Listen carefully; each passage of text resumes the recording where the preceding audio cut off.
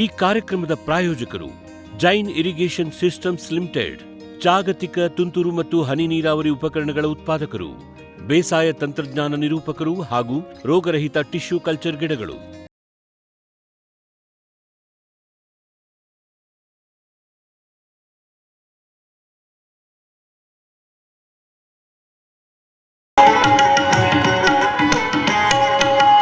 ಲೋಕದುಳೇನೆ ನಡೆಯುತ್ತಲಿರಲಿ ತನ್ನಿ ಕಾರ್ಯವ ಬಿಡಲೆಂದು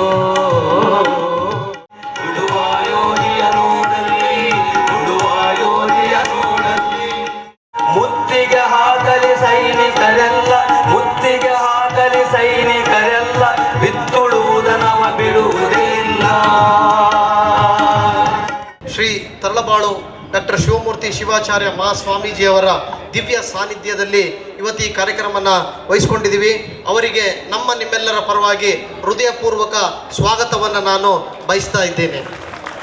ಅದೇ ರೀತಿ ಈ ಕಾರ್ಯಕ್ರಮದ ಅಧ್ಯಕ್ಷತೆಯನ್ನು ವಹಿಸಿರುವ ಶ್ರೀ HR ಬಸವರಾಜಪ್ಪ, ಪ್ರೆಸಿಡೆಂಟ್ ರೈತ ಸಂಘದ ಅಸೋಸಿಯೇಷನ್ ಇವ್ರಿಗೂ ಕೂಡ ಹೃದಯಪೂರ್ವಕ ಸ್ವಾಗತವನ್ನು ನಾನು ಬಯಸ್ತಾ ಇದ್ದೀನಿ. ಈ ಒಂದು ಕಾರ್ಯಕ್ರಮಕ್ಕೆ ಮುಖ್ಯ ಅತಿಥಿಗಳಾಗಿ ಮತ್ತು ರೈತರಿಗೆ ಮಾಹಿತಿಯನ್ನು ಕೊಡೋದಕ್ಕೋಸ್ಕರ ಬಂದಿರುವಂಥ doctor NB Prakash, dean, college of agriculture, university of agriculture science, GKVK Bengaluru, ಇವ್ರಿಗೂ ಕೂಡ ಹೃದಯಪೂರ್ವಕ ಸ್ವಾಗತವನ್ನು ನಿಮ್ಮೆಲ್ಲರ ಪರವಾಗಿ ಬಯಸ್ತಾ ಇದ್ದೇನೆ.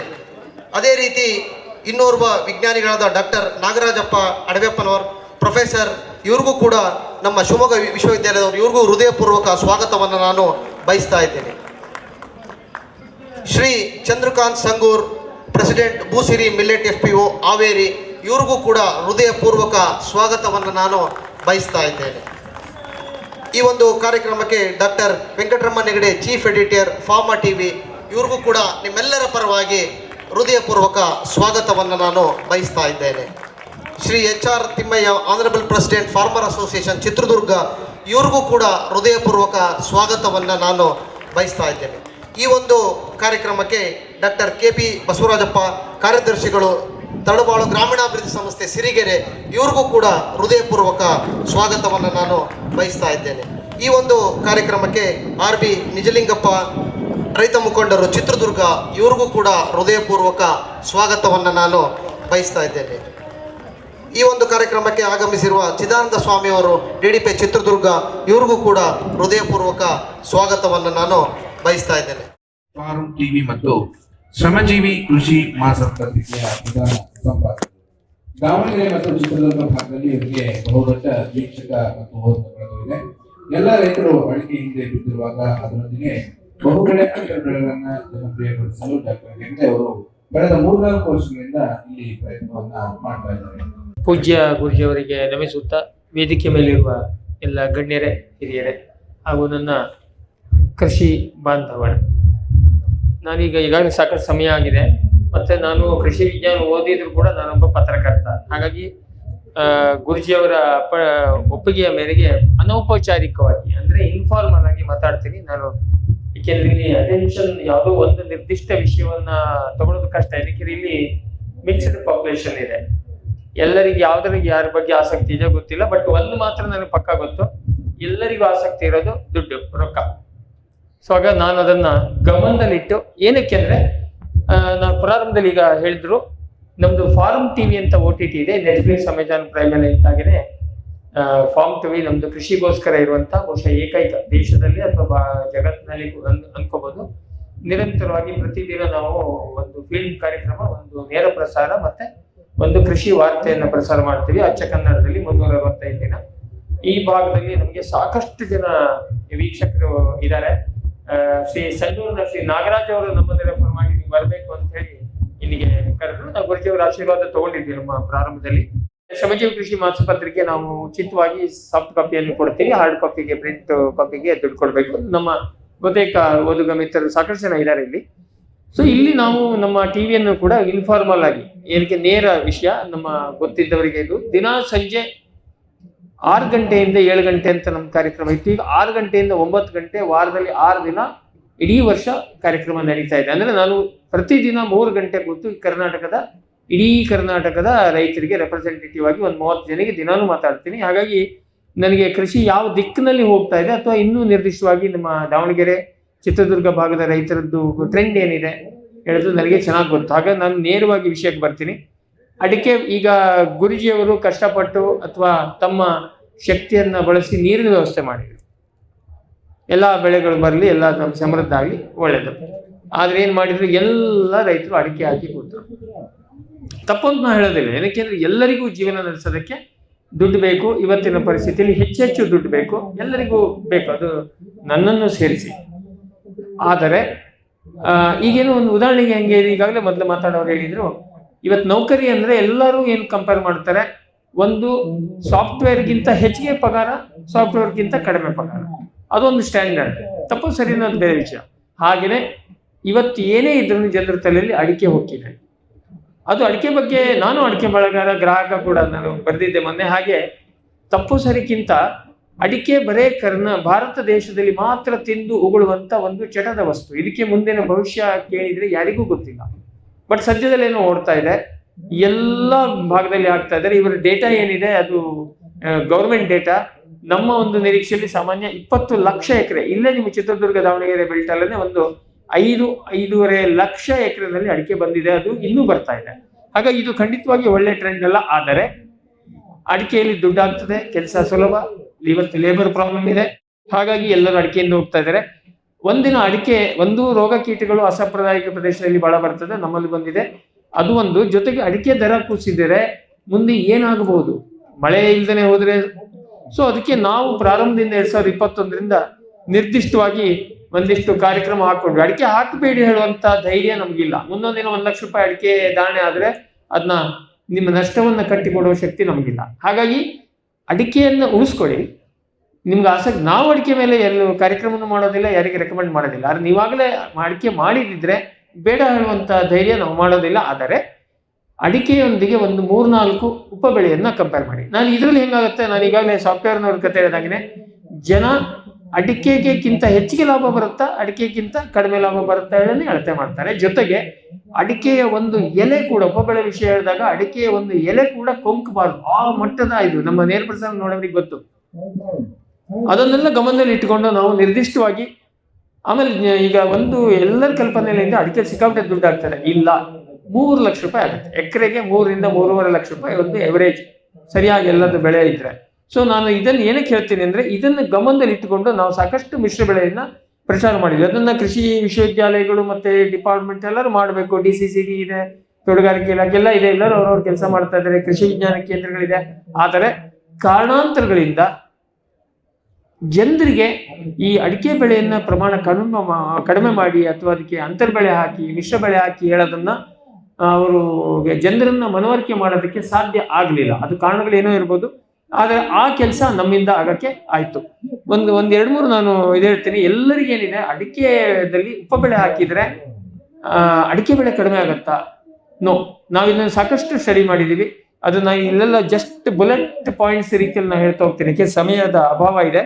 ಅದು ಆಮೇಲೆ ಚರ್ಚೆಯಲ್ಲಿ ನೋಡೋಣ. ಇಲ್ಲ ನಮ್ಮ ಫಾರ್ಮ್ ಟಿವಿ ನೇರ ಪ್ರಸಾರ ನೋಡಿದ್ರೆ ನಿಮ್ಗೆ ಗೊತ್ತಾಗುತ್ತೆ, ಅಲ್ಲಿ ನೀವು ಪ್ರಶ್ನೆಯನ್ನು ಕೇಳ್ಬೋದು. ಸೊ ಖಂಡಿತವಾಗಿ ಅಡಿಕೆಯಲ್ಲಿ ನಾವು ಇಲ್ಲಿ ಈ ಭಾಗದಲ್ಲೇ ಸಾಕಷ್ಟು ಮಾಡಿದೀವಿ. ಅಡಿಕೆಯಲ್ಲಿ ಉಪ ಬೆಳೆ ಹಾಕಿದ್ರೆ ಅದರ ಮೈಕ್ರೋ ಕ್ಲೈಮೇಟ್ ಅಂದ್ರೆ ಸೂಕ್ಷ್ಮ ಪೋಷಕಾಂಶ ಸೃಷ್ಟಿಯಾಗಿ ಅಡಿಕೆಯ ಇಳುವರಿ 10-20% ಹೆಚ್ಚಾಗ್ತದೆ. ಅದಕ್ಕೆಲ್ಲ ಸರಿಯಾದ ರೀತಿಯಲ್ಲಿ ಮಾಡಬೇಕು. ಹಾಗಾಗಿ ಅಡಿಕೆಯಲ್ಲಿ ಉಪ ಬೆಳೆ ಮಾಡಿದ್ರೆ, ಅಡಿಕೆ ಅಂತೂ ಮಾಡಿದಿರಿ, ಅದರಲ್ಲಿ ಉಪ ಬೆಳೆ ಮಾಡಿದ್ರೆ ನಿಮ್ಮ ಆದಾಯ ಹೆಚ್ಚಾಗ್ತದೆ ಹೊರತು ಅಡಿಕೆ ಇಳುವರಿ ಕೂಡ ಹೆಚ್ಚಾಗುತ್ತೆ. ಅದನ್ನ ಸ್ಪಷ್ಟವಾಗಿ ಹೇಳ್ತೀನಿ. ಅಡಿಕೆಯಲ್ಲಿ ನಾವು ರೆಕಮೆಂಡ್ ಮಾಡೋದು, ನಮ್ಮ ವೀಕ್ಷಕರಿಗೆ ಗೊತ್ತು, ಕೋಕೋವನ್ನ ಒಂದು 20 ವರ್ಷ ಪ್ರಯತ್ನ ಪಟ್ಟರು DCCD ಮತ್ತೆ ತೋಟಗಾರಿಕೆ ಇಲಾಖೆ ಕ್ಯಾಡ್ಬರಿ ಎಲ್ಲ ಸೇರ್ ಮಾಡಿದ್ರು. ಅದು ಯಾವುದೋ ಕಾರಣಕ್ಕೆ ಸ್ಪ್ರೆಡ್ ಆಗಿರ್ಲಿಲ್ಲ. ನಾವು ಬೆನ್ನತ್ತಿದೀವಿ. ಅಲ್ಲಿಂದ ಈಗ ಕರ್ನಾಟಕದ 25 ಜಿಲ್ಲೆಗಳಲ್ಲಿ ಕೋಕೋ ಬರ್ತಾ ಇದೆ. ಅದಕ್ಕೆ ಯಾರಪ್ಪ ಕೇಳಿದ್ರೆ ಕನ್ಸಲ್ಟೆನ್ಸಿಂದ ಹಿಡಿದು ಗಿಡದಿಂದ ಬೀಜದಿಂದ ಕೊನೆಗೆ ಬಹುಶಃ ಮುಂದೆ ಖರೀದಿ ಕೂಡ ನಾವು ಫಾರ್ಮ್ ಟಿವಿ ನಮ್ಮ ಸಂಡೂರು ಭಾಗದ ರೈತರಿಗೆ ಗೊತ್ತು, ಬಹಳ ಚೆನ್ನಾಗಿ ಬರ್ತಾ ಇದೆ. ಈಗ ನಗರಾಜಪ್ಪನವರು ಹೇಳಿದ್ರು 3 ವರ್ಷ ಬೇಕು ಅಂತೇಳಿ. ಇಲ್ಲ, ನಮ್ಮ ಅಸಾಂಪ್ರದಾಯಿಕ ಪ್ರದೇಶದ ರೈತರಲ್ಲಿ 10 ತಿಂಗಳಿಗೆ ಕೋಕೋ ಫಸಲು ತೆಗೆದಿದ್ದಾರೆ. 2ನೇ ವರ್ಷಕ್ಕೆ ಕಮರ್ಷಿಯಲ್ ಆಗಿದೆ. ಅದಕ್ಕೆ ನಾನು ನಿರ್ದಿಷ್ಟ ಹೇಳ್ತೀನಿ, ಕೋಕೋದಲ್ಲಿ ಅಡಿಕೆ ತೋಟಕ್ಕೆ ಒಳ್ಳೇದಾಗ್ತದೆ. ಎಲೆ ಬಿದ್ದು ಗೊಬ್ಬರ ಸರಿ ಹೋಗ್ತದೆ. ಕಪ್ಪು ಮಣ್ಣಲ್ಲಿ ಅಡಿಕೆ ತೋಟ ಮಾಡೋದ್ರದ್ದು ತೋಟ ಇಂಪ್ರೂವ್ ಆಗ್ತದೆ. ಹಿಡಿಮುಡಿಗೆ ರೋಗ ಬರೋದು ತಪ್ತದೆ.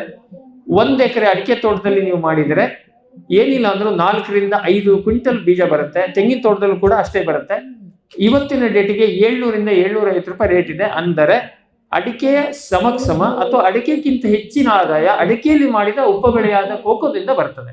ಆಮೇಲೆ ಮಾರ್ಕೆಟಿಂಗ್ ಬಗ್ಗೆ ಬಸವರಾಜ್ ಸರ್ ನನಗೆ ಹೇಳಿದ್ರು, ಏನೇ ಹೇಳಿದ್ರು ದುಡ್ಡಿನ ಮಾರ್ಕೆಟಿಂಗ್ ಬಗ್ಗೆ ಹೇಳಿ. ಖಂಡಿತವಾಗಿ ಡಿಮಾಂಡ್ ಇದೆ.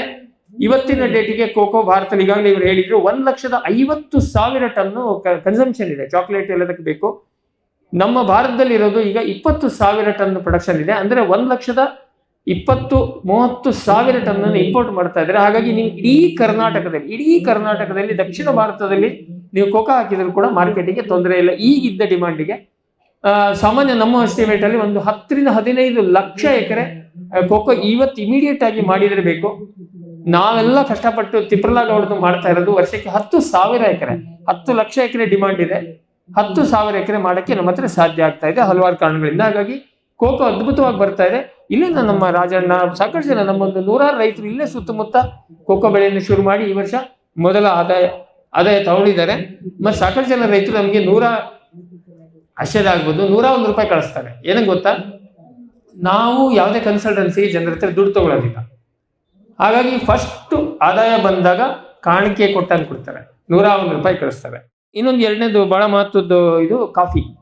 ನಾವು ಕಾಫಿ ಇಲ್ಲೆಲ್ಲ ಬರುತ್ತಾ, ಅದು ಆ ಗುಡ್ಡ ಈ ಪ್ರದೇಶ ಎಲ್ಲ ಸೈನ್ಸ್. ನಾನು ಅದೇ ಕೃಷಿ ವಿಜ್ಞಾನ ಓದಿದ್ದೀನಿ. ಆದರೆ ಅದನ್ನೆಲ್ಲ ಮೀರಿ ಕಾಫಿ ಬೋರ್ಡ್ನವ್ರ ಜೊತೆಗೆ ಜಗಳ ಆಡಿ ನಾವು ಎಲ್ಲ ಕಡೆ ಸರ್ಚ್ ಮಾಡಿದ್ವಿ. ಇಲ್ಲೇ ಚಿತ್ರದುರ್ಗದಲ್ಲಿ ಡಾಕ್ಟರ್ ಪ್ರಶಾಂತ್ ಅವರು 21 ಎಕರೆನಲ್ಲಿ ಕೋಕೋ ಕಾಳುಮೆಣಸು ಅದ್ಭುತವಾಗಿ ಮಾಡಿದ್ದಾರೆ. ಈ ಮೊನ್ನೆ ಒಂದು ವರ್ಕ್ಶಾಪ್ ಮಾಡಿದ್ವಿ. ಕರ್ನಾಟಕದ ಹಾವೇರಿಯಿಂದ ಹಿಡಿದು ಎಲ್ಲ ಅಸಾಂಪ್ರದಾಯಿಕ ಪ್ರದೇಶದ ಸ್ಯಾಂಪಲ್ ಅನ್ನ ಕಲೆಕ್ಟ್ ಮಾಡಿ 2 ವರ್ಷದಿಂದ ಕಾಫಿ ಬೋರ್ಡ್ನ ಲ್ಯಾಬೊರೇಟರಿಯಲ್ಲಿ ಚೆಕ್ ಮಾಡಿದಾಗ ಇಂಟ್ರೆಸ್ಟಿಂಗ್ಲಿ ಚಿಕ್ಕಮಗಳೂರ ಕಾಫಿಗೆ ಯಾವ ರೀತಿಯಲ್ಲೂ ಚಿತ್ರದುರ್ಗದ ಕಾಫಿ ಕಡಿಮೆ ಇಲ್ಲ. ಇದನ್ನ ವೈಜ್ಞಾನಿಕವಾಗಿ ಸಾಬೀತು ಮಾಡಿದ್ವಿ. ಅದು ಚಿತ್ರದುರ್ಗ ಡಾಕ್ಟರ್ ತೋಟದ್ದು. ಆದರೂ ಕಾಫಿ ಬೋರ್ಡ್ನವ್ರು ಒಪ್ಪಲಿಲ್ಲ. ನಾವು ಹೇಳಿದ್ವಿ ನೀವು ಒಪ್ಪದ್ ಬೇಕಿಲ್ಲ, ನಾವುಂಟು ರೈತರುಂಟು ಮಾಡ್ತೀವಿ ಅಂತೇಳಿ. ಈ ಮೊನ್ನೆ ಅಷ್ಟೇ ನಾವೊಂದು ಕಾಫಿ ಬೋರ್ಡ್ನಿಂದ ಒಂದು 5 ಕ್ವಿಂಟಲ್ ಕಾಫಿ ಬೀಜವನ್ನು ತರಿಸಿ ಒಂದು ಕೊನೆ ಪಕ್ಷ ಒಂದು 500 ಜನ ರೈತರಿಗೆ 100 ಗ್ರಾಮದಿಂದ ಹಿಡಿದು 5 kg ವರೆಗೆ ಇಡೀ ಊರು ತುಂಬಾ ಹಂಚಿದೀವಿ. ಅದು ನಮಗೆ ಬೀದರ್ ಟು ಚಾಮರಾಜನಗರ ಎಲ್ಲ ಊರಲ್ಲಿ, ಕೋಲಾರದಲ್ಲಿ ಫಸ್ಟ್ ಕ್ಲಾಸ್ ಆಗಿ ಕಾಫಿ ಬರ್ತಾ ಇದೆ, ಕಾಳುಮೆಣಸು ಬರ್ತಾ ಇದೆ. ಇದಕ್ಕೆಲ್ಲದಕ್ಕೂ ಪುರೋಹಿತರು ನಾವೇ. ತಳಿ ಯಾವುದು, ಬೀಜ ಎಲ್ಲಿಂದ ತರಬೇಕು, ಗಿಡ ಹೆಂಗೆ ನಾಟಿ ಮಾಡಬೇಕು, ಗೊಬ್ಬರ ಏನು ಕೊಡಬೇಕು, ಮುಂದೆ ರೋಗ ಕೀಟ ಬಂದರೆ ಯಾರು ಕೊಡಬೇಕು, ನಮ್ಮ ಹಿನ್ನೆಲೆಯಲ್ಲಿ ಎಲ್ಲ ಯೂನಿವರ್ಸಿಟಿ ಎಲ್ಲ ಇದ್ದಾರೆ. ನಮ್ಮ ಇದೇ ದಾವಣಗೆರೆ KVK ನಮಗೆ ಸಾಕಷ್ಟು ಬಳಕೆಗೆ ಸಿಗ್ತಾರೆ. ಬಟ್ ಮುಖವಾಣಿಯಾಗಿ ರೋಗ ಕೀಟದಿಂದ ಹಿಡಿದು ಲಾಸ್ಟ್ ಪ್ರೊಸೆಸಿಂಗ್ ಹೆಂಗೆ, ಮಾರ್ಕೆಟಿಂಗ್ ಹೆಂಗೆ, ಅದು ನಮ್ಮ ಕಾರ್ಯಕ್ರಮ ನೋಡೋರಿಗೆ ಗೊತ್ತು. ಸೊ ಇದು ಎಲ್ಲದ ಬೆಳೆಗಳಿಗೆ ನಾವೇ ಪುರೋಹಿತರು. ಮತ್ತು ಇದು ನಾನು ಹೇಳಿರೋ ಡೇಟಾ ಎಲ್ಲ ಇದು ಅಧಿಕೃತ. ಆಮೇಲೆ ಇನ್ನೊಂದು ಬಹಳ ಮಹತ್ವ, ಹಾಗಾಗಿ ಕಾಫಿಯನ್ನು ಎಲ್ಲ ಊರಿನಲ್ಲಿ ಮಾಡ್ಬೋದು, ಅದಕ್ಕೆ ಯಾವ ಲಿಮಿಟೇಷನ್ಸ್ ಇಲ್ಲ. ಅದು ಸಣ್ಣ ಪುಟ್ಟ ಅದರಲ್ಲಿ ಸ್ಟಾರ್ ಮಾರ್ಕ್ಗಳಿದೆ, ಅದು ನಾನು ಹೇಳ್ಕೊಡ್ತೀನಿ. ಇನ್ನೊಂದು ಮಹತ್ವದ ಬೆಳೆ ಕಾಳುಮೆಣಸು ಮಲೆನಾಡಿನ ಬೆಳೆ ಅಂತ ಬೇಡ, ನನ್ನೂರಿನ ಬೆಳೆ. ನಮ್ಮೂರಿನಲ್ಲಿ ಕಾಡಿನಲ್ಲಿ ಇನ್ನೂ ಇದೆ. ಇದು ಪಶ್ಚಿಮ ಘಟ್ಟ ಭಾಗದಲ್ಲಿ ಹುಟ್ಟಿದ್ದು, ಬಟ್ ಜಗತ್ತಿನಲ್ಲಿ ಎಲ್ಲ ಕಡೆ ಇದೆ. ಇನ್ನು ಒಣಭೂಮಿನಲ್ಲಿ ಬಯಲುಸೀಮೆನಲ್ಲಿ ತುಂಬಾ ಚೆನ್ನಾಗಿ ಬರ್ತಾ ಇದೆ. ಇದಕ್ಕೆ ಸಾಕಷ್ಟು ರೆಫರೆನ್ಸ್ ಇದೆ. ಈ ಭಾಗದಲ್ಲಿ ಇದ್ದಾರೆ. ನಾವು ಇಡೀ ಕಾಳುಮೆಣಸನ್ನ ಇಡೀ ಕರ್ನಾಟಕಕ್ಕೆ ಹಚ್ಚಿದ್ವಿ. ಇದರಲ್ಲಿ ಡಾಕ್ಟರ್ ವೇಣುಗೋಪಾಲ್ ಅಂತ ಹೇಳಿ ಒಬ್ರು ರಿಟೈರ್ಡ್ ಸೈಂಟಿಸ್ಟು, ಅವರು ಕಾಳುಮೆಣಸಿನ ದೇವರು, ಅವರ ಶಿಷ್ಯರೇ ಇದ್ದಾರೆ ಎಲ್ಲ ಕಡೆ. ಅವರಿಗೆ ಇಡೀ ಕರ್ನಾಟಕಕ್ಕೆ ಹಚ್ಚಬೇಕು ಅಂತಿತ್ತು. ಆದರೆ ಅದಕ್ಕೊಂದು ವೇದಿಕೆ ಇರಲಿಲ್ಲ. ನಮ್ಮ ವೇದಿಕೆಯಲ್ಲಿ ಸಾಕಷ್ಟು ಕಾರ್ಯಕ್ರಮ ಮಾಡಿ ಡಾಕ್ಯುಮೆಂಟ್ರಿ ಮಾಡಿ ಕಾಳುಮೆಣಸು ಅದ್ಭುತವಾಗಿ ಇಡೀ ಕರ್ನಾಟಕದಲ್ಲಿ ಬರುತ್ತೆ, ದಕ್ಷಿಣ ಭಾರತದಲ್ಲಿ ಬರುತ್ತೆ. ಹಾಗಾಗಿ ಕಾಳುಮೆಣಸಿನಷ್ಟು ಹೈಯೆಸ್ಟ್ ದುಡ್ಡಾಗುವಂಥ ಬೆಳೆ ಯಾವುದೂ ಇಲ್ಲ. ನಿಮ್ಮ ದಾಳಿಂಬೆ ಒಂದು ಬಿಟ್ಟರೆ ಕಾಳುಮೆಣಸೆ ನೆಕ್ಸ್ಟ್. ಒಂದು ಎಕರೆಗೆ ಒಂದು 8ರಿಂದ 10 ಲಕ್ಷ ರೂಪಾಯಿ ದುಡಿತಾರೆ. ಜಾಯ್ಕಾಯಿ ಈಗಾಗಲೇ ಹೇಳಿದ್ರು. ಜಾಯ್ಕಾಯಿ ಎಲ್ಲರಿಗೂ ಸ್ವಲ್ಪ ಅಪರಿಚಿತ ಬೆಳೆ. ಅದಕ್ಕೆ ತಳಿ ಮತ್ತೆ ಕಸಿ ಗಿಡ ಎಲ್ಲ ಒಂದಷ್ಟು ಕನ್ಫ್ಯೂಷನ್ ಇದೆ. ಇದನ್ನು ನಾವೇ ಎಲ್ಲ ರೈತರ ಪರವಾಗಿ, ಅದು ಯೂನಿವರ್ಸಿಟಿಗಳಲ್ಲಿ ಕೂಡ ಸಾಕಷ್ಟು ರಿಸರ್ಚು ಇಲ್ಲ, ರೆಫರೆನ್ಸು ಇಲ್ಲ. ಸೊ ಹಾಗಾಗಿ ನಾವು ಅದನ್ನ ಮಹಾರಾಷ್ಟ್ರ ಕೊಂಕಣ ಕೃಷಿ ವಿದ್ಯಾಪೀಠ ಮತ್ತು ಕೇರಳ ಅಗ್ರಿಕಲ್ಚರ್ ಯೂನಿವರ್ಸಿಟಿ ಅವರಿಂದ ಸಾಕಷ್ಟು ಸ್ಟಡಿ ಮಾಡಿ 110-150 ಕಾರ್ಯಕ್ರಮಗಳನ್ನು ಮಾಡಿ ಅದರಲ್ಲಿ ಒಂದು ತಳಿಯನ್ನು ನಿರ್ದಿಷ್ಟಪಡಿಸಿ ಕೊಂಕಣ ಕೃಷಿ ವಿದ್ಯಾಪೀಠದಿಂದ ಕೊಂಕಣ ಸುಗಂಧ ಹೇಳುವಂಥ ಒಂದು ತಳಿಯನ್ನ, ಕಸಿ ಗಿಡವನ್ನು ಅವರ ಹತ್ರ ಮಾಡಿಸಿ ತಂದು ಇಡೀ ಕರ್ನಾಟಕದ ರೈತರಿಗೆ ಹಂಚ್ತಾ ಇದ್ವಿ. ತಪ್ಪು ತಿಳ್ಕೊಬೇಡಿ, ನಾವು ಯಾವುದು ಪುಕ್ಕಟೆ ಕೊಡೋದಿಲ್ಲ, ಮಾರಾಟ ಮಾಡ್ತಾ ಇದೀವಿ. ಆದರೆ ಹಿತಮಿತವಾದ ರೀತಿಯಲ್ಲಿ ರೈತರಿಗೆ ಕೊಡ್ತಾ ಇದೀವಿ. ಹಂಚೋದಂದ್ರೆ ಫ್ರೀ ಅಲ್ಲ. ಬಟ್ ಇದನ್ನ ಒಂದು ಬೆಳೆಯನ್ನ ಮಾಡುವಾಗ ಯಾರೊಬ್ರು ಮುಂದಾಗಬೇಕಾಗತ್ತೆ, ಮಾಡಿದೀವಿ. ಸೊ ಹಾಗಾಗಿ ಜಾಯ್ಕಾಯಿ ಕೂಡ ಅದ್ಭುತವಾಗಿ ಬರುತ್ತೆ. ಜಾಯ್ಕಾಯಿ ನೆನ್ಪಿಟ್ಕೊಳ್ಳಿ, ಮುಂದೊಂದು ದಿನ 1 ಎಕರೆನಲ್ಲಿ ನಾವು ರಿಟೈರ್ಮೆಂಟ್ ಕ್ರಾಪ್ ಅಂತ ಹೇಳ್ತೀವಿ, ಕೆಳಗೆ ಬೀಳ್ತದೆ ಹೆಕ್ಕಂಬರ್ದು, ವಯಸ್ಸಾದ್ಮೇಲೆ ದೊಣ್ಣೆ ಊರ್ಕೊಂಡು ಹೋಗಿ ಕೃಷಿ ಮಾಡುವಂಥದ್ದು. 10 ಲಕ್ಷ ರೂಪಾಯಿ ಇವತ್ತಿನ ಡೇಟಿಗೆ 1 ಎಕರೆ ಜಾಯ್ಕಾಯಿಯನ್ನು ವ್ಯವಸ್ಥಿತವಾಗಿ ಮಾಡಿದ್ರೆ 10 ಲಕ್ಷ ರೂಪಾಯಿ ಆದಾಯ ಇದೆ. ಸೊ ಇಲ್ಲಿ ಆಮೇಲೆ ಇನ್ನೊಂದು ಹೇಳ್ತೀನಿ, ಇದು ಅಡಿಕೆಯೊಂದಿಗೆ ಮಿಶ್ರ ಬೆಳೆ. ನಾನು ಹೇಳ್ತಾ ಇದ್ದೀನಿ ನೋಡಿ, ಯಾರೇ ಅಡಿಕೆ ತೋಟ ಹಾಕಿದ್ರು ಅದರಲ್ಲಿ ಕಾರ್ಮೆಂಟ್ಸ್ ಮಾಡ್ಬೋದು, ಕೆಂಪು ಮಣ್ಣಿದ್ರೆ ಅದ್ರ ಜೊತೆಗೆ ಕೋಕೋ ಅಥವಾ ಕಾಫಿಯನ್ನು ಹಾಕ್ಬೋದು, ಜಾಯ್ಕಾಯನ್ನು ಹಾಕ್ಬೋದು. ಇದಿಷ್ಟು ಅಡಿಕೆಗಿಂತ ಹೆಚ್ಚು ಆದಾಯ ಕೊಡುವಂತ ಬೆಳೆ. ಹಾಗಾಗಿ ಬರೀ ಅಡಿಕೆಯನ್ನ ಹಾಕಬೇಡಿ. ಆಮೇಲೆ ಇನ್ನೊಂದು, ಒಣಭೂಮಿ ಇದ್ರೆ ಮತ್ತೆ ಇದಕ್ಕೆ ಹೋಗ್ಬೇಡಿ. ಈಗ 100 ಬೋರ್ವೆಲ್ ಹೊಡಿಸಿ ಇನ್ನೇನೋ ಕೆರೆ ಕಟ್ಟಿ ಮತ್ತೆ ಹೋಗ್ಬೇಡಿ. ಗೋಡಂಬಿ ಒಂದು ಅದ್ಭುತವಾದ ಬೆಳೆ. ಈ ವರ್ಷ 200 ರೂಪಾಯಿ ರೇಟು ಮೀರ್ಲಿಕ್ಕಿದೆ. ಹಾಗಾಗ್ಬಿಟ್ರೆ ನಿಮ್ಗೆ ಏನಿಲ್ಲ ಅಂದ್ರೂ 1 ಎಕರೆಗೆ 2 ರಿಂದ 2.5 ಲಕ್ಷ ರೂಪಾಯಿ ನೀವು ಒಂದು ತೊಟ್ಟು ನೀರು ಕೊಡ್ದೇನೆ ಬರುವಂತ ಬೆಳೆ ನಿಮ್ ಈ ಭಾಗದಲ್ಲಿ ಅದ್ಭುತವಾಗಿ ಬರುತ್ತೆ. ಕೆಂಪು ಮಣ್ಣು ಬೇಕು. ಗೋಡಂಬಿಗೆ ಬಹಳ ಅವಕಾಶ ಇದೆ. ಈ ಸ್ವಲ್ಪ ರೇಟ್ ಕಡಿಮೆ ಇತ್ತು, ಆಗ ನಾವು ಅದನ್ನ ಫೋಕಸ್ ಮಾಡಿರ್ಲಿಲ್ಲ. ಈ ವರ್ಷ ಮಾಡ್ತೀವಿ. ಆಮೇಲೆ ಇನ್ನೊಂದು, ಅಡಿಕೆ ಬಿಟ್ಟು ಹಾಕಿ. ನಾವು ಕೇಳಿದ್ರೆ ನಿಮ್ಗೇನ್ ಬೇಕಾಗಿದ್ದು ದುಡ್ಡು, ಎಲ್ಲರಿಗೂ, ನಿಮ್ಗೂ ನಮಗೂ ಎಲ್ಲರಿಗೂ ಬೇಕಾಗಿದ್ದು ದುಡ್ಡು ಪ್ರಾಮಾಣಿಕವಾಗಿ ಬರಬೇಕು, ಕೃಷಿಯಲ್ಲಿ ಬರಬೇಕು, ನಿಮ್ಮ ಜಮೀನಲ್ಲಿ ಬರಬೇಕು, ನಿಮ್ಮ ಊರಿನಲ್ಲಿ ಬರಬೇಕು. ಹಾಗಿರುವಾಗ ಅಡಿಕೆನೇ ಹಾಕಬೇಕು ನಿಮಗೆ ಬೇಕಾಗಿದ್ದ ದುಡ್ಡು ಅಂದ್ರೆ. ಸೊ ನಾವು ಆಲ್ಟರ್ನೇಟ್ ಕ್ರಾಪಿಂಗ್ ಸಿಸ್ಟಮ್ ಸಾಕಷ್ಟು ಪ್ರಮೋಟ್ ಮಾಡ್ತಾ ಇದ್ದೀವಿ. ಇಲ್ಲಿ ನಮಗೆ ಯೂನಿವರ್ಸಿಟಿನವರಿಗೆ ಕೆಲವು ಡಿಸ್ಪ್ಯೂಟ್ಸ್ ಇದೆ. ಅವರೆಲ್ಲ ರಿಸರ್ಚ್ ರಿಪೋರ್ಟ್ ಸಪೋರ್ಟ್ ಅಂತ ಕೇಳ್ತಾರೆ. ನಾವು ಅದನ್ನು ಯಾವುದು ತಲೆ ಕೆಡಿಸ್ಕೊಳ್ಳೋದಿಲ್ಲ. ನಾವು ಪತ್ರಕರ್ತರಿದ್ದೀವಿ, ರೈತರಿದ್ದೀವಿ. ನಮಗೆ ಪ್ರೂಫ್ ಆಫ್ ಕಾನ್ಸೆಪ್ಟ್ ಏನಂದ್ರೆ, ಒಬ್ಬ ರೈತರ ತೋಟದಲ್ಲಿ ಅದ್ಭುತವಾಗಿ ಬಂತು ಅಂದ್ರೆ ನಾವು ವಿಜ್ಞಾನ ಓದ್ದವರಿದ್ದೀವಿ. ಅದನ್ನೆಲ್ಲ ಪ್ಯಾರಾಮೀಟರ್ಸ್ ಚೆಕ್ ಮಾಡಿ ಬಂತು ಅಂದ್ರೆ ಬಂತು, ಯಾವ ರಿಪೋರ್ಟು ಬೇಡ, ರೈತರು ಮಾಡ್ತಾ ಇದ್ದಾರೆ. ಸೊ ಕಾಳುಮೆಣಸು ಈಗ ಇದನ್ನ ಹೇಳಿದಾಗೆ ನಿಮಗೆ ಕೆಂಪು ಮಣ್ಣಿದೆ ಅಂತ ಆದ್ರೆ ಸಿಲ್ವರ್ ಓಕ್ ಗಿಡವನ್ನ ಬೆಳೆಸಿ, ಅದರಲ್ಲಿ ಆ ನೆರಳಲ್ಲಿ ಕಾಫಿಯನ್ನ ಬೆಳೆಸಿ, ಅದರಲ್ಲಿ ಈಗ ಸಿಲ್ವರ್ ಮೇಲೆ ಕಾಳುಮೆಣಸನ್ನು ಬೆಳೆಸಿದರೆ ಎಕರೆಗೆ 10 ರಿಂದ 12 ಲಕ್ಷ ರೂಪಾಯಿ ನಿರಂತರವಾದ ಆದಾಯ ಇದೆ. ಇದು ಯಾವುದು ನಾನು ಹೇಳ್ತಾ ಇರೋದು ಹೈಪೋಥೆಟಿಕಲ್, ನಿಮಗೆ ಅಡ್ರೆಸ್ ಕೊಡ್ತೀನಿ. ಚಿತ್ರದುರ್ಗದ ಡಾಕ್ಟರ್ದೇ ಬಂದಿದೆ. ಹಾಗಾಗಿ ಅಡಿಕೆನಲ್ಲಿ 3 ಲಕ್ಷಕ್ಕೆ ಯಾಕಷ್ಟೊಂದು ಒದ್ದಾಡ್ತೀರಿ, ಕಾಂಪಿಟೇಷನ್ ಬೀಳ್ತೀರಿ? ಅದರ ಬದಲಿಗೆ ಈ ಕಾಂಬಿನೇಷನ್ ಮಾಡಿದ್ರೆ ಎಕರೆಗೆ 10 ಲಕ್ಷ ಇದೆ. ಆಮೇಲೆ ನಿಮಗೆ ನೀರಿದೆ, ಅಡಿಕೆ ಮಾಡ್ತೀರಿ ಅಂತ ಆದ್ರೆ ಓಪನ್ ಕೋಕೋ, ಮೊನೋಕ್ರಾಪಿಂಗ್ ಕೋಕೋ, ಅದನ್ನ ನಾವು ಆಂಧ್ರ ಪ್ರದೇಶದಲ್ಲಿ ಸ್ಟಡಿ ಮಾಡ್ಕೊಂಡ್ಬಂದು ಇಲ್ಲಿ ಸಾಕಷ್ಟು ಇಂಪ್ಲಿಮೆಂಟ್ ಮಾಡ್ತಾ ಇದೀವಿ. 1 ಎಕರೆ ಓಪನ್ ಕೋಕೋ ಮಾಡಿದರೆ ಈ ವರ್ಷದ ರೇಟಲ್ಲಿ 5 ರಿಂದ 7 ಲಕ್ಷ ರೂಪಾಯಿ ಆದಾಯ ಇದೆ. 2 ವರ್ಷಕ್ಕೆ ಶುರುವಾಗುತ್ತೆ, ಮುಂದೊಂದು 30 ವರ್ಷ ಬರುತ್ತೆ. ಇಡೀ ವರ್ಷಕ್ಕೆ ಒಂದೇ ಒಂದು ಸಿಂಪಡಣೆ ಬೇಕಿಲ್ಲ. ಅಡಿಕೆಗೆ ನೀವು 4 ಸರಿ ಮಾಡ್ತಾ ಇದ್ರಿ, ಈಗ ಕೋಕೋಕ್ಕೆ ಒಂದೇ ಒಂದು ಸಿಂಪಡಣೆ ಬೇಡ. ಸೊ ಹಾಗಾಗಿ ಖಂಡಿತವಾಗಿ ಏಕ ಬೆಳೆ ಕೋಕೋಕ್ಕೆ ಅವಕಾಶ ಇದೆ. ಆಮೇಲೆ ಇನ್ನೊಂದೆರಡು ಅಡಿಕೆ ರೈತರಿಗೆ ಹೇಳ್ಬಿಡ್ತೀನಿ, ಕಪ್ಪು ಮಣ್ಣಲ್ಲಿ ಅಡಿಕೆ ಹಾಕಬೇಡಿ. ಅಡಿಕೆ ಅಂತಲ್ಲ, ಯಾವುದೇ ತೋಟಗಾರಿಕೆ ಬೆಳೆಗೆ ಕಪ್ಪು ಮಣ್ಣು ಒಳ್ಳೇದಲ್ಲ. ಆದರೆ ನಿಮ್ಗೆ ಇದ್ದಿದ್ದೇ ಅದು ಹಾಕಿಬಿಟ್ಟಿದ್ದೀನಿ ಅಂತ ಆದರೆ ಕಾಲುವೆ ಮಾಡಿ. ನನಗೆ ದಿನಾ ನಮ್ಮ ಪೇಷಂಟ್, ನಮ್ಮ OPDಗೆ ಬರೋ ಪೇಷಂಟ್ಗಳೆಲ್ಲ ಹಿರಿಮಂಡಿಗೆ, ಈ ಭಾಗದಿಂದಂತೂ ಬರೀ ಹಿರಿಮಂಡಿಗೆ, ಅದು ಕಂಡಿದ್ದನ್ನೆಲ್ಲ ನಿಮ್ಮನ್ನ ಸುಲಿಗೆ ಮಾಡ್ತಾರೆ, ಏನೋ ಇದು ಮಾಡ್ತಾರೆ. ಕಪ್ಪು ಮಣ್ಣಿನಲ್ಲಿ ಅಡಿಕೆ ಈಗಾಗಲೇ ಹಾಕಿದ್ದಿದ್ರೆ ಅಥವಾ ಹಾಕೋರಿದ್ರೆ ಕಾಲುವೆ ಮಾಡಿ ಸಾಕಷ್ಟು ಪ್ರಮಾಣಕ್ಕೆ ಆರ್ಗ್ಯಾನಿಕ್ ಮ್ಯಾಟರ್ ತಿಪ್ಪೆ ಗೊಬ್ಬರವನ್ನು ಕೊಡಿ. ಅಡಿಕೆಗೆ ಡ್ರಿಪ್ ಇರಿಗೇಷನ್ ಮಾಡಿ, ಯಾವುದೇ ಕಾರಣಕ್ಕೆ ಸ್ಪ್ರಿಂಕ್ಲರ್ ಮಾಡೋದು ಬೇಡ. ಈ ಥರದ್ದು ಕೆಲವೊಂದಿಷ್ಟು ಸಿಂಪಲ್ 2-3 ಕಿವಿ ಮಾತನ್ನ ಹೇಳಿ ನಾನು ಮಾತು ಮುಗಿಸ್ತೀನಿ. ಇದು ಕೆಲವರಿಗೆ ಆಶ್ಚರ್ಯ ಆಗ್ಬೋದು, ಗುರುಜಿಯವರಿಗೂ ಅದು ಯಾಕಪ್ಪ ಹೀಗೆ ಮಾತಾಡ್ತಾರೆ ಅಂತ ಹೇಳ್ಬೋದು. ಸಂಪೂರ್ಣ ಸಾವಯವ ಕೃಷಿ ಆಗೋದಿಲ್ಲ, ಮಾಡಕ್ ಹೋಗ್ಬೇಡಿ, ಅದರದ್ದು ಹಿನ್ನೆಲೆ ಬೇರೆ ಇದೆ. ಹಾಗಾಗಿ ಹಿತಮಿತವಾದಂಥ ಇಂಟಿಗ್ರೇಟೆಡ್ ಫಾರ್ಮಿಂಗ್ ಮಾಡಿ. ಆಮೇಲೆ ರಸಗೊಬ್ಬರವನ್ನು ಬಳಕೆ ಮಾಡುವಾಗ ಗ್ರೇಡ್ ಅನ್ನು ಬಳಕೆ ಮಾಡಿ, ಯಾವುದು ಅಂತ ನೋಡಿ ಅರ್ಥ ಮಾಡ್ಕೊಳ್ಳಿ. 10, 26, 26 ಹಾಕಿ ಬೇರೆ ಬೇರೆ ಕಾಂಬಿನೇಷನ್ಸ್ ಅನ್ನು ಅರ್ಥ ಮಾಡ್ಕೊಳ್ದೆ ಹಾಕಿದ್ರೆ ತೋಟ ಹಾಳಾಗ್ತದೆ.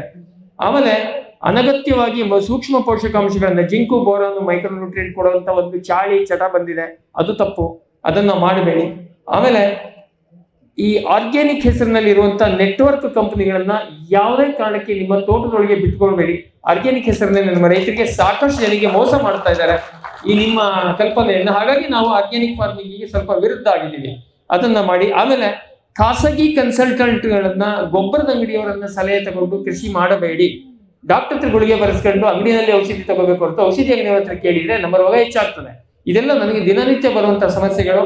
KVKಗಳಿದ್ದಾರೆ, ಯಾರು ಸಿಗ್ಲಿಲ್ಲ ಅಂದ್ರೆ ನಾವು ಫಾರ್ಮ್ ಟಿವಿಯಲ್ಲಿ ಇದ್ದೀವಿ. ವೈಜ್ಞಾನಿಕವನ್ನ ಮಾಹಿತಿಯನ್ನು ಮಾಡಿಕೊಂಡು ಕೃಷಿ ಮಾಡಿ. ಆಮೇಲೆ ಇನ್ನೊಂದು, ಎಲ್ಲಕ್ಕಿಂತ ಸಾಮಾಜಿಕ ಮಾಧ್ಯಮದಲ್ಲಿ ಬರುವಂತ ಸಲಹೆಗಳನ್ನ ಮಾಡುವಾಗ ಯಾರೋ ನಮ್ಮಂತವ್ರ ಹತ್ರ ಕೇಳಿ ಮಾಡಿ, ಹೊರತು ಇಲ್ಲ ಮೋಸ ಹೋಗ್ತೀರಿ. ಮೆಕಡೆಮಿಯಾ, ಬಟರ್ ಫ್ರೂಟ್, ಡ್ರ್ಯಾಗನ್ ಫ್ರೂಟ್, ನೆಲ್ಯಾಣಿ ಏಲಕ್ಕಿ, ಮ್ಯಾಂಗೋಸ್ಟಿನ್, ಸೇಬು, ಇಂಥ ಬೆಳೆಗಳ ಸಾವಾಸ ಮಾಡಬೇಡಿ. ಅದನ್ನ ಮಾಡಿ ಲಕ್ಷಾಂತರ ಕಳ್ಕೊಂಡಂತ ರೈತರು ನಮ್ಮ ಇದರಲ್ಲಿದ್ದಾರೆ. ಹಾಗಾಗಿ ಈಗ ನಾನು ಇದನ್ನ ಇನ್ನೂ ಬೇರೆ ವಿಷಯಗಳನ್ನ ಬೇರೆ ಅವಕಾಶ ಸಿಕ್ಕಾಗೆ ಮಾತಾಡೋಣ. ಸೊ ಒಂದು ಹೇಳ್ತೀನಿ, ಕೃಷಿಗೆ ಪೂರಕವಾದಂತ ಇನ್ನೂ ಹಲವಾರು ಅವಕಾಶಗಳಿದೆ. ಎಲ್ಲರೂ ಜಮೀನಿದ್ದವರೇ ಕೃಷಿ ಮಾಡ್ಬೇಕಂತಿಲ್ಲ, ಅದನ್ನ ಈಗ ಸಮಯಾಭಾವದಿಂದ ಹೇಳೋದು ಬೇಡ. ನಾನು ಕೊನೆಯಲ್ಲಿ ಹೇಳೋದೇನು ಕೇಳಿದ್ರೆ, ಫೇಸ್ಬುಕ್, ಯೂಟ್ಯೂಬ್ ರೈತರಾಗಬೇಡಿ, KVK ರೈತರಾಗಿ, ಫಾರ್ಮ್ TV ರೈತರಾಗಿ ಸುರಕ್ಷಿತವಾಗಿ ಇರ್ತೀವಿ. Thank you. ನಮಸ್ಕಾರ. ಶರಣ ಡಾಕ್ಟರ್ ವೆಂಕಟರಮಣ ಹೆಗ್ಡೆ ಅವರು ಪರಮ ಪೂಜ್ಯ ಜಗದ್ಗುರುಗಳಿಂದ ಆಶೀರ್ವಾದವನ್ನ ಪಡೆಯುವ ಮೇಳವನ್ನ ಆಯೋಜನೆ ಮಾಡಲಾಗಿದೆ. ದಯವಿಟ್ಟು ಬಂದಿರತಕ್ಕಂಥ ಎಲ್ಲ ರೈತ ಬಾಂಧವರು ಕೃಷಿ ಮೇಳದ ಒಂದು ವೀಕ್ಷಿಸಿ ತೆರಳಬೇಕು. ಅದೇ ರೀತಿ ವೇದಿಕೆಯ ಎಡಭಾಗದಲ್ಲಿ ಡಾಕ್ಟರ್ ನಾಗರಾಜಪ್ಪ ಅಡಿಯಪ್ಪರವರು ಅವರೇ ಸ್ವತಃ ಬರೆದಂತಹ ಪ್ರಾಯೋಗಿಕ ಅಡಿಕೆ ಬೆಳೆಯುವ ಪುಸ್ತಕವನ್ನ ಅವರು ಅಲ್ಲಿ ಮಾರಾಟಕ್ಕೆ ಇಟ್ಟಿದ್ದಾರೆ. ದಯವಿಟ್ಟು ಎಲ್ಲರೂ ಅದನ್ನು ಕೊಂಡುಕೊಂಡು ತಗೊಂಡು ಹೋಗ್ಬೇಕು ಅಂತ ಹೇಳಿ ತಮ್ಮಲ್ಲಿ ವಿನಂತಿಸಿಕೊಳ್ತೇನೆ. ವೆಂಕಟರಮಣ ಹೆಗ್ಡೆ ಅವರಿಗೆ ಒಂದು ಕ್ವಶನ್ ಕೇಳ್ತಾ ಇದ್ದೀನಿ. ಈಗ ನಾವೊಂದು 4ನೇ ವರ್ಷದ ಕೆಳಗೆ 100 ಗಿಡ ಇವನ್ನ ಜಾಕಾಯಿ ಗಿಡ ಹಾಕಿದ್ವಿ. ಅವು ಬೀಜದ ಗಿಡಗಳನ್ನೇ. ಅವು ಈಗ ಅದರಲ್ಲಿ 3ನೇ ವರ್ಷಕ್ಕೆ ಒಂದೊಂದು ಗಿಡದಲ್ಲಿ 100 ಕಾಯಿ 150 ಕಾಯಿ ಬಂದಿದ್ದಾವೆ. ಈಗ ಸ್ವಲ್ಪ ಗಿಡದಲ್ಲಿ ಇನ್ನುಳಿಕೆದ ಬಂದಿಲ್ಲ. ನಾವು ಇದನ್ನ ಏನು ಸೀಡ್ಸ್ ಕ್ರಾಸ್ ಕಸಿ ಕಟ್ಟಿದ ಗಿಡ ಹಾಕೋದು ಒಳ್ಳೇದು ಅಥವಾ ಬೀಜದಿಂದ ಹಾಕೋದು ಒಳ್ಳೇದು?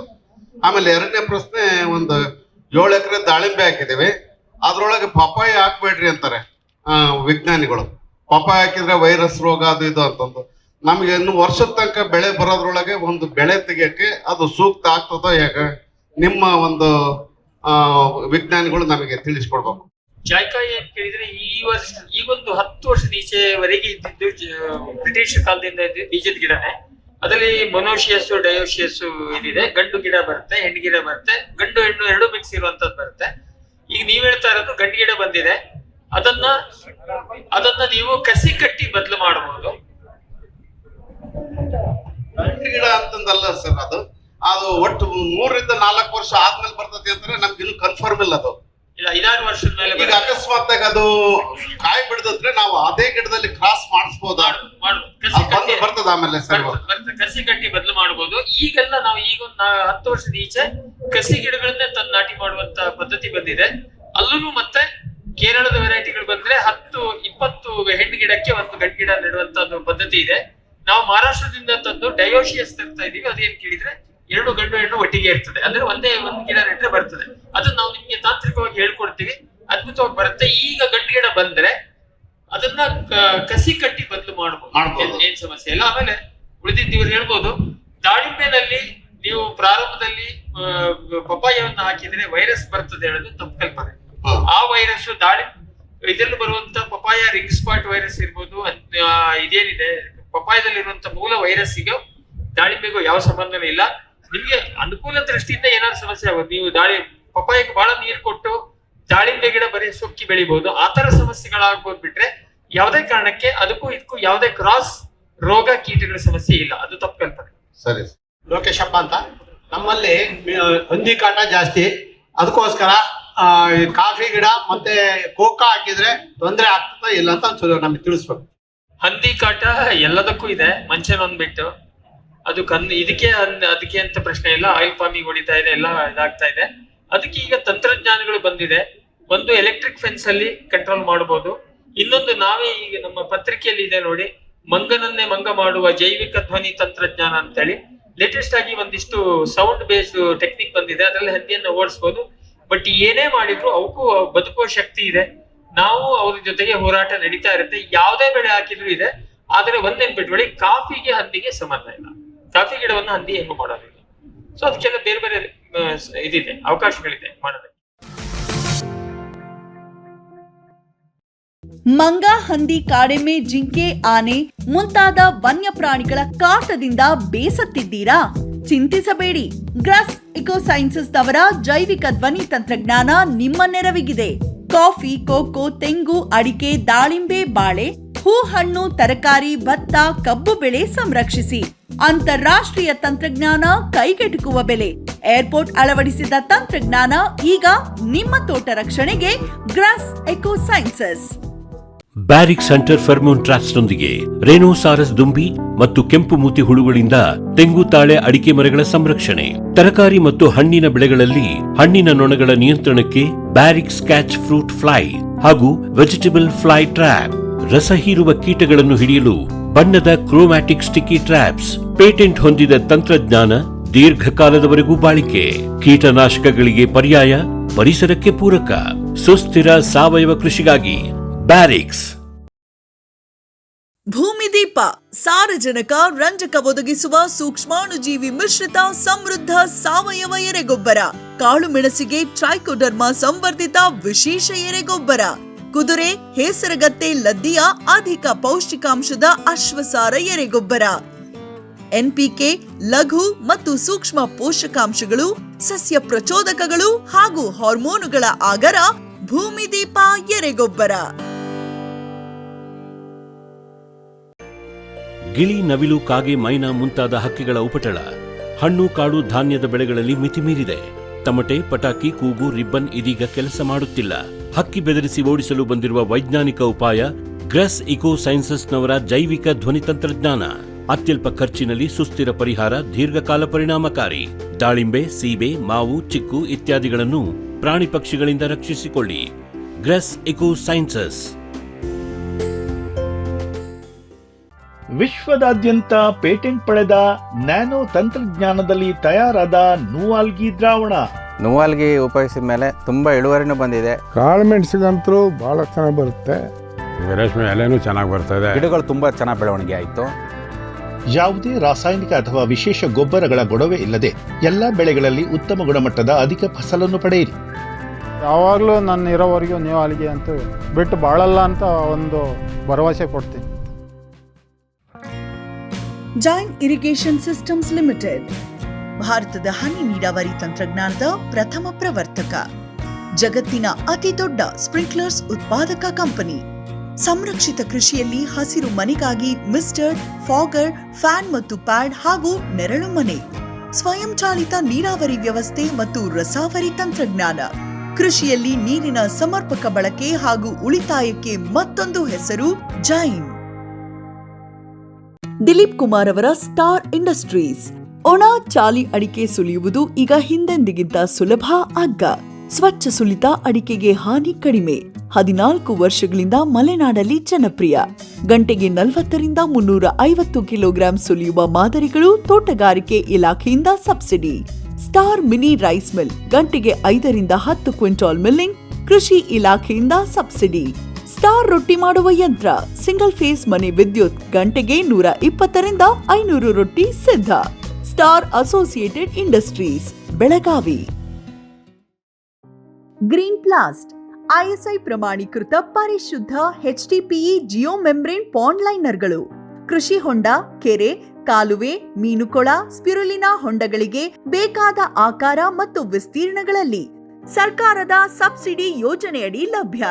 100% ಪುನರ್ಬಳಕೆ, ಯುವಿ ಮತ್ತು ಒಡಕು ನಿರೋಧಕ, ಪಕ್ಕಾ ಜೋಡಣೆ, 5 ವರ್ಷಗಳ ಲಿಖಿತ ವಾರಂಟಿ.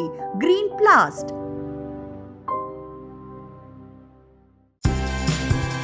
ಕದಂಬ ಅಗ್ರಿಟೆಕ್ ರಾಜ್ಯದ ಜನಪ್ರಿಯ ಸೋಲಾರ್ ಪಂಪ್.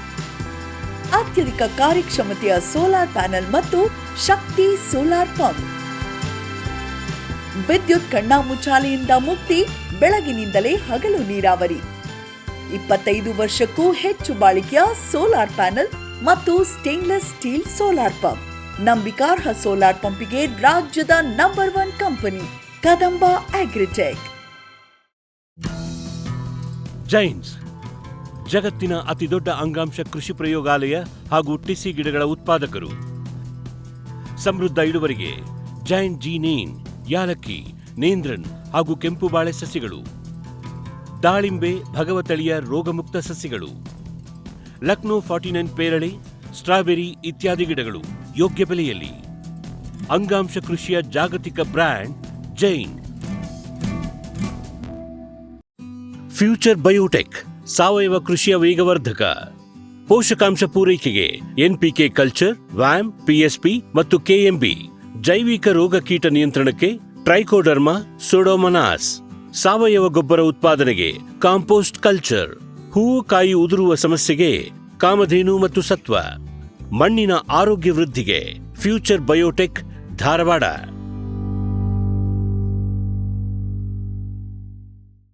ದಿಲೀಪ್ ಕುಮಾರ್ ರವರ ಸ್ಟಾರ್ ಇಂಡಸ್ಟ್ರೀಸ್ನ ತೆಂಗಿನಕಾಯಿ ಸುಲಿಯುವ ಯಂತ್ರ. ಯಾವುದೇ ಗಾತ್ರದ ಹಸಿ ಅಥವಾ ಒಣಗಿದ ಕಾಯಿ ಸುಲಿಯಬಲ್ಲದು.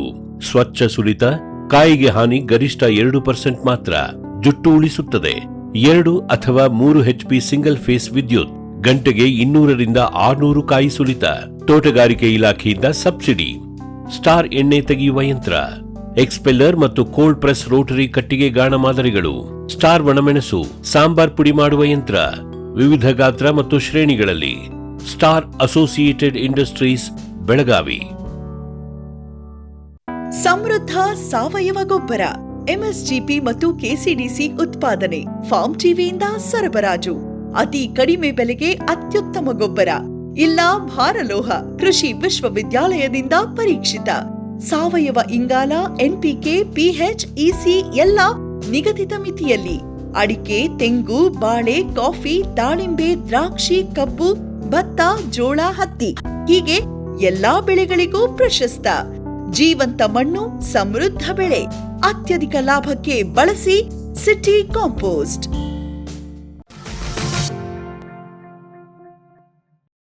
ಈ ದಿನದ ವಿಚಾರ ನನಗೆ ಕೊಟ್ಟಿದ್ದು ಅಂದ್ರೆ ಸುಸ್ಥಿರ ಕೃಷಿಯಲ್ಲಿ ಮಣ್ಣು ಮತ್ತು ನೀರಿನ ಸಂರಕ್ಷಣೆ, ಅದರ ಸಮರ್ಥ ಬಳಕೆ ಅಂತಂದ ವಿಚಾರವಾಗಿ. ನೋಡಿ, ನಮಗೆಲ್ಲರಿಗೂ ಗೊತ್ತಿದೆ ಮಣ್ಣು ರೈತರ ಕಣ್ಣು ಅಂತ. ಮಣ್ಣನ್ನು ನಾವೆಲ್ಲ ತುಂಬಾ ಚೆನ್ನಾಗಿ ಸಾಕಬೇಕು, ನೋಡ್ಕೊಳ್ಬೇಕು. ಏಕೆಂದ್ರೆ ಮನುಷ್ಯ ಸತ್ರೆ ಮಣ್ಣಿಗೆ, ಮಣ್ಣೇ ಸತ್ರೆ ಎಲ್ಲಿಗೆ ಅನ್ನೋದು ಈ ನಾಣ್ಣುಡಿ ಎಲ್ಲರಿಗೂ ಗೊತ್ತಿರುವಂಥದ್ದೇ. ಅದನ್ನ ಸಂರಕ್ಷಣೆ ಮಾಡದೇ ಇದ್ರೆ ಮುಂದಿನ ಪೀಳಿಗೆಗೆ ಏನೂ ಉಳಿಸ್ಲಿಕ್ಕೆ ಸಾರ್ಥಕ ಇರೋದಿಲ್ಲ. ಮಣ್ಣು ಮತ್ತು ನೀರು ಎರಡೂ ಸಹ ನೈಸರ್ಗಿಕ ಸಂಪತ್ತುಗಳು. ಇವುಗಳನ್ನು ಕಾಪಾಡಿಕೊಳ್ಳೋದು ಬಹಳಷ್ಟು ಮುಖ್ಯ.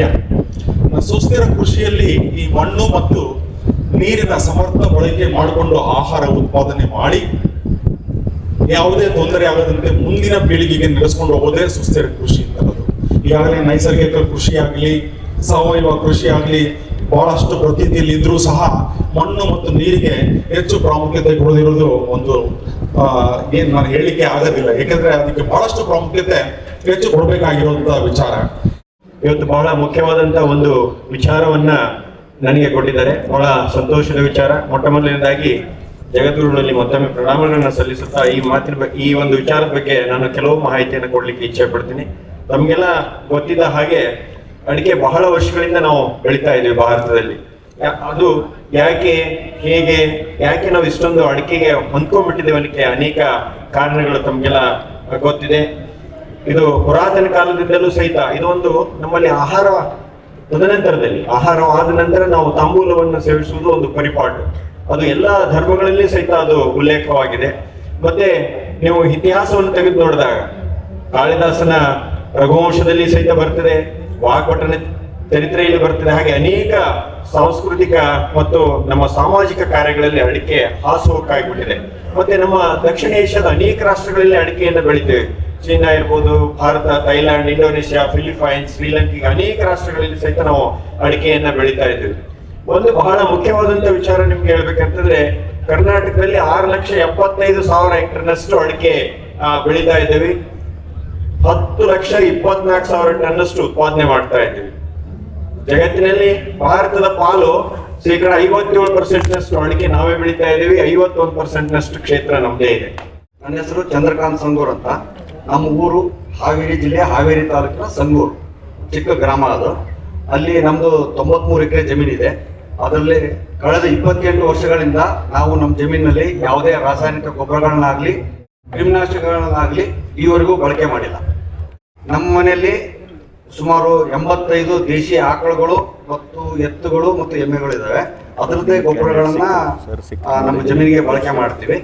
ಗೋಶಾಲೆಯಲ್ಲಿ ಏನು ಬೆನಿಫಿಟ್ ಆಗುತ್ತೆ ಅಂತಂದ್ರೆ, ಯಾರು 50ಕ್ಕಿಂತ ಹೆಚ್ಚಿಗೆ ಮತ್ತು 200ಕ್ಕಿಂತ ಕಡಿಮೆ ದೇಶಿ ಆಕಳುಗಳು, ಎತ್ತುಗಳು ಇದನ್ನ ಕಟ್ಟಿದಾವೆ, ಅದಕ್ಕೆ ಟ್ರಸ್ಟ್ ಆಕ್ಟ್ ಅಲ್ಲಿ ಅದನ್ನ ರಿಜಿಸ್ಟ್ರೇಷನ್ ಮಾಡಿದ್ರೆ ಸರ್ಕಾರ ಪ್ರತಿ ದಿವಸ ಪ್ರತಿ ಜಾನುವಾರಿಗೆ 17 ರೂಪಾಯಿ 50 ಪೈಸೆ ಅಂತ ಟಿಲ್ ಲೈಫ್ ಟೈಮ್ ವರ್ಗೂ ಕೊಡ್ತಾರೆ. ಇಲ್ಲಿವರೆಗೂ 50ಕ್ಕಿಂತ ಕಡಿಮೆ ಆದ್ರೆ ಕೊಡಲ್ಲ, 50ಕ್ಕಿಂತ ಜಾಸ್ತಿ ಆದ್ರೆ ಕೊಡ್ತಾರೆ. ಈ ತರದ ಒಂದು ಈ ಸ್ಕೀಮಲ್ಲಿ ಅದನ್ನ ನಾವು ಮಾಡಿದ್ವಿ. ನಮ್ಮ ಮನೆಯಲ್ಲಿ ಮೊದಲಿಂದನೂ ಅಷ್ಟು ದನಗಳ ಜಾನುವಾರು ಇದ್ವು. ನಾವು 93 ಎಕರೆ ಜಮೀನಲ್ಲಿ 60 ಎಕರೆ ಜಮೀನು ಸುಮಾರು 60 ಎಕರೆ ಜಮೀನು ಬರೀ ಸಿರಿಧಾನ್ಯಗಳನ್ನೇ ಬೆಳಿತೀವಿ. ಸಿರಿಧಾನ್ಯಗಳಂದ್ರೆ ನವಣೆ, ಸಾಮೆ, ಊದ್ಲು, ಹಾರ್ಕ, ಕೊರ್ಲೆ ವರ್ಗು ಇವನ್ನ ಬೆಳಿತೀವಿ.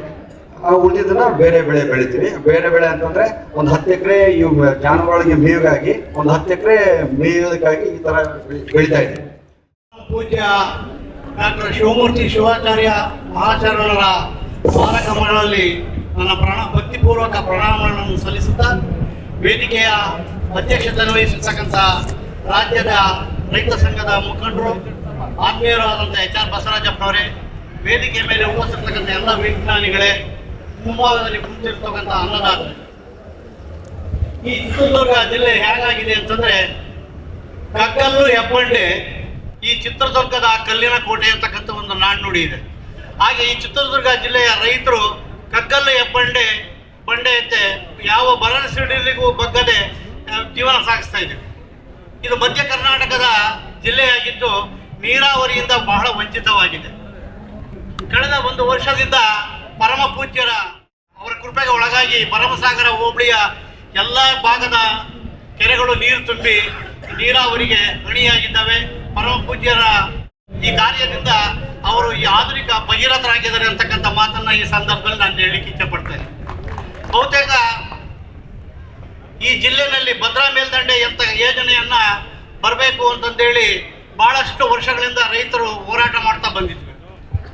2003ರಲ್ಲಿ SM ಕೃಷ್ಣ ಅವರ ಸರ್ಕಾರ ಇದ್ದಂಥ ಸಂದರ್ಭದಲ್ಲಿ ಭದ್ರಾ ಮೇಲ್ದಂಡೆಗೆ ಅನುಮೋದನೆಯನ್ನು ನೀಡಿತು, ಆಡಳಿತಾತ್ಮಕ ಅನುಮೋದನೆ ನೀಡಿತು. ತದನಂತರ ಬಂದಂಥ ಸರ್ಕಾರಗಳು ಹಾಗೆ ಮುಂದುವರಿಸ್ತಾ ಹೋಗಿ ಕೊನೆಗೆ 2008ರಲ್ಲಿ ಬಂದಂಥ ಯಡಿಯೂರಪ್ಪನವರ ಸರ್ಕಾರ ಈ ಭದ್ರಾ ಮೇಲ್ದಂಡೆಗೆ ಹಣವನ್ನು ಬಿಡುಗಡೆ ಮಾಡಿ ಚಾಲನೆಯನ್ನು ನೀಡಿತು. ಆ ಚಾಲನೆಯನ್ನು ನೀಡಿದಂಥ ಭದ್ರಾ ಮೇಲ್ದಂಡೆ ಕಾಮಗಾರಿ ಕಳೆದ 16 ವರ್ಷಗಳಿಂದ ಆಮೆಗತಿಯಲ್ಲಿ ಸಾಗ್ತಾ ಇದೆ. ನಾವು ನೀವೆಲ್ಲರೂ ನೋಡ್ತಾ ಇದ್ದೇವೆ.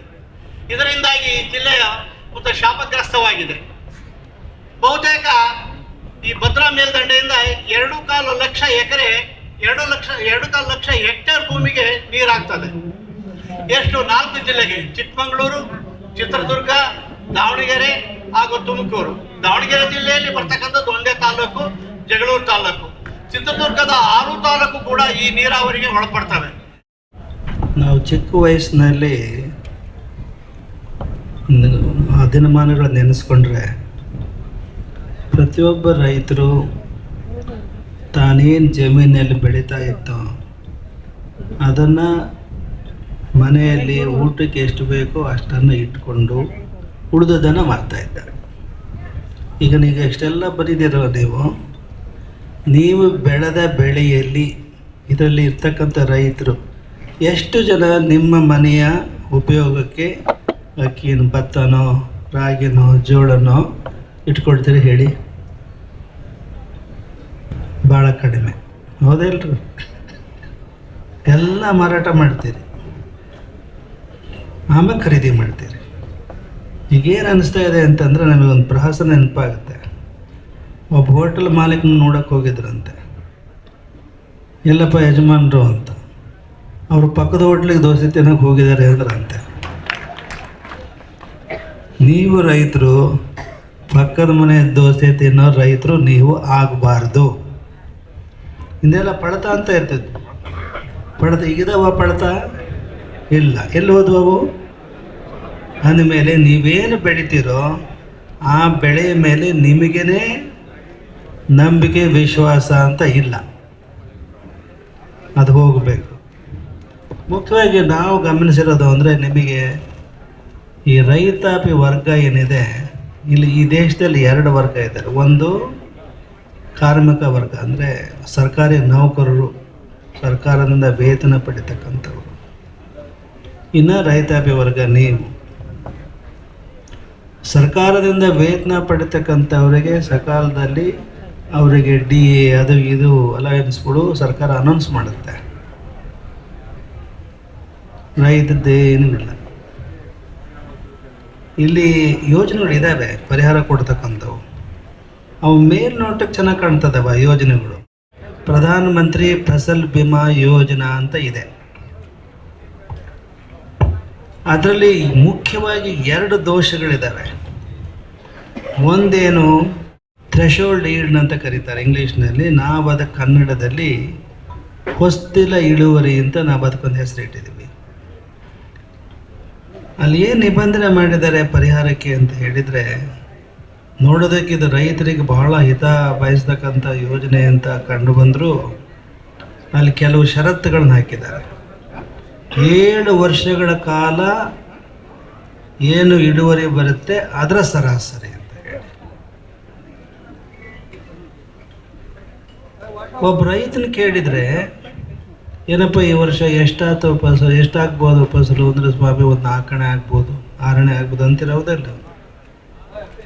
ನಾನು ಬೀಜ ಬಿತ್ತಿ ಬೀಜ ಗೊಬ್ಬರ ಹಾಕಿ ದುಡ್ಡು ಬರುತ್ತೆ ಇಲ್ಲೋ ಅಂತೀಯ. ಅಂಥದ್ದಕ್ಕೆ ಥ್ರೆಶೋಲ್ಡ್ ಈಲ್ಡ್ ಅಂತ ಮಾಡಿ, ಅಲ್ಲೇ ಕ್ರಾಪ್ ಕಟಿಂಗ್ ಎಕ್ಸ್ಪರಿಮೆಂಟ್ ಅಂತ ಮಾಡಿ ನಿಗದಿ ಮಾಡ್ತಕ್ಕಂಥದ್ದು ಇದೆಯಲ್ಲ, ಇದು ದೊಡ್ಡ ದೋಷ ಪ್ರಧಾನಮಂತ್ರಿ ಫಸಲ್ ಬಿಮಾದಲ್ಲಿ ಇರ್ತಕ್ಕಂಥದ್ದು. ಈ ನಿಯಮವನ್ನು ತೆಗೆದುಹಾಕಿಸ್ಬೇಕು.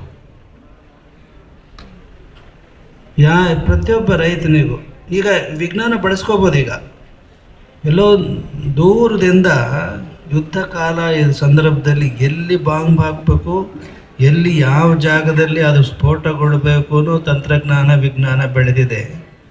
ಅಂಥದ್ರಲ್ಲಿ ನೀವು ಯಾವ ರೈತನ ಜಮೀನಿನಲ್ಲಿ ಏನು ನಷ್ಟ ಆಗಿದೆ ಅಂತ ಹೇಳಿ ಅದನ್ನು ಗುರುತಿಸ್ಲಿಕ್ಕೆ ತಂತ್ರಜ್ಞಾನ ಬಳಸ್ಕೊಳ್ಳೋ ಬರಲ್ವಾ?